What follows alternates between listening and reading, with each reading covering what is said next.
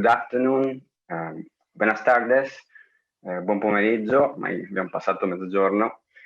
I'm thrilled. It's a pleasure to me to be present in this conference and with this talk about what environmental and climate justice are. And I want to start from environmental justice. Environmental justice began as a movement, a local movement in the United States, and then spread worldwide.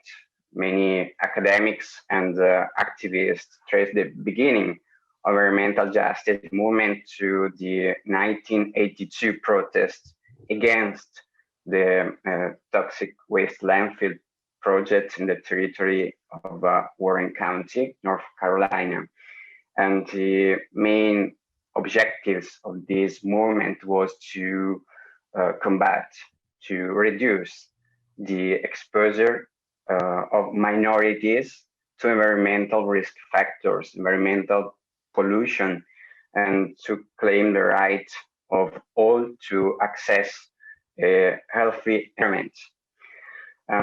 The American sociologist Bullard is the first that demonstrated how the distribution of environmental damages, environmental risk, is based on the identification of particularly weak territorial context from a social, political, economic point of view.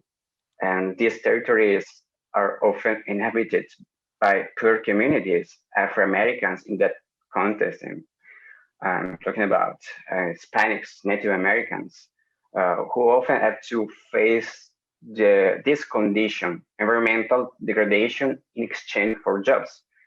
And this reminds me a lot of cases here in Italy and the recent case of the Taranto steel work in the south of Italy, in Puglia, particularly the sentence that 2 days ago condemned the directors of the Taranto steel works for environmental crime. This is a matter of environmental justice. And environmental justice movement has spread around the world. And as Juan Martinez Alier states, there is now a global environmental justice movement. We can talk about a global environmental justice movement. The movement is global because such local conflict events belong to classes that appear regularly elsewhere in the world that have similar structures. For example, oil, petroleum extraction, or oil palm plantation, monocultures. They have similar characteristics. They have similar actors that are similar, environmentalists. Also, the companies can be sometimes the same. So we can talk about a global environmental justice movement. Within the environmental justice movement, climate justice started to spread in the last 20 years. One of the starting points of climate justice movement is considered the Katrina hurricane that in 2005 hit New Orleans, and flood waters inundated more than 80% of the city and caused more than 1,800 deaths. Bullard, the sociologist, Bullard made important reflections on Katrina by laying out the persisting injustice in the city of New Orleans, including, for example, segregation, poverty, failing education system for minority populations, social infrastructure, and living standards of these minority populations were already vulnerable before the storm.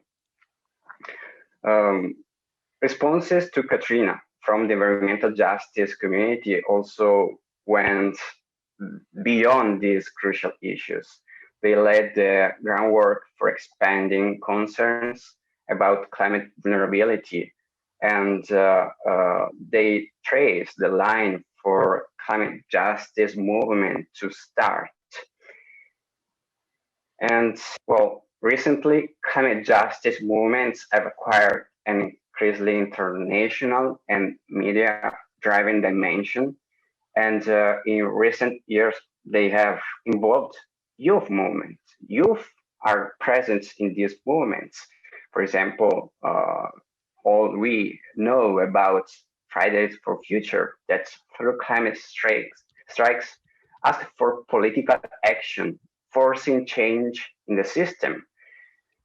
This fight is also a fight towards intergenerational climate justice. Climate change is not only spatial, but also temporal. It spans several generations who have equal rights to be heard and protected in the face of the impacts of climate change. And then they should have the possibility to access resources as well as we have access in these times. But in the end, what is climate justice? It's a concept that views climate change and even efforts to combat it, as having ethical implications.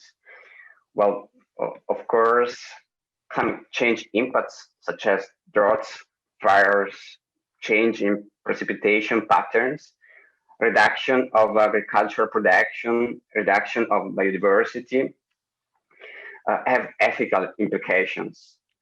The benefits of industrialization that cause big parts of climate change have been enjoyed primarily in developed countries, while the costs in terms of climate change impacts affect the entire global community, especially less developed countries that are often more vulnerable, that have less enjoyed the benefits of industrialization.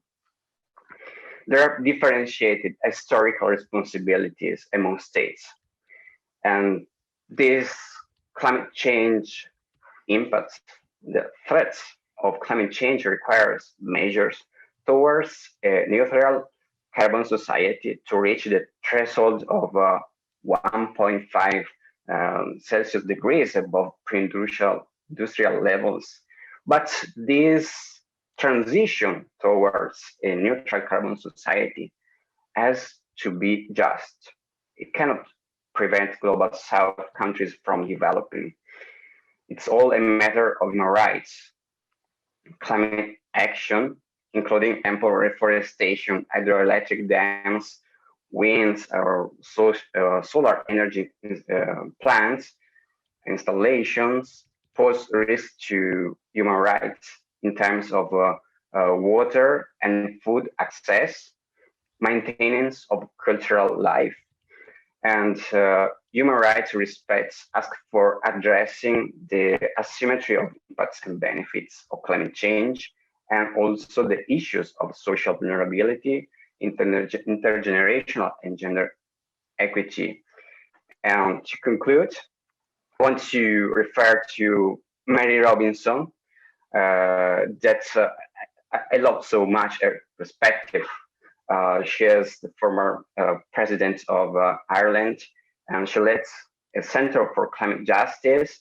And the paper she published on Nature in 2018, she stated that to achieve this just a fair transition towards a carbon neutral society, we need cooperation within the international community. And this means, for example, financial and technical support from global North to global South countries. And as she stated, this is not a charity, it's an investment in our common future. Thank you for your attention.